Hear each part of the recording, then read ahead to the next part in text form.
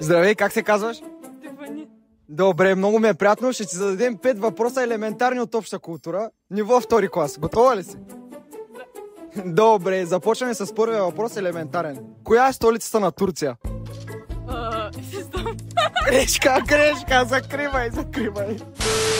Добре, това не е важно, да продължим към втория въпрос. Коя? Повтори, моля те. Човек, не искам, аз съм. Здравейте, тук сме с Георги Делчев. Стефани. Добре, приятно ми е. Сега ще ви зададем 5 елементарни въпроса от обща култура. Първият въпрос е: коя е столицата на Турция? Анкара. Правилен е отговор, за сега много добре. Кой е написал Потигото? Иван Вазов. Правилен отговор, за сега се справяш много добре. Колко планети има в нашата Слънчева система? Рим. Правилен отговор. Добре, за сега много добре вървят. Кой е най-големия океан в света? Тихия. Тихия, правилен отговор. И последния въпрос: кой е най-високия връх в България? Мусала. Да, можеш ли да ми кажеш в коя планина е разположен той? Рила. Правилно. Значи, много добре се справиха нашите приятели.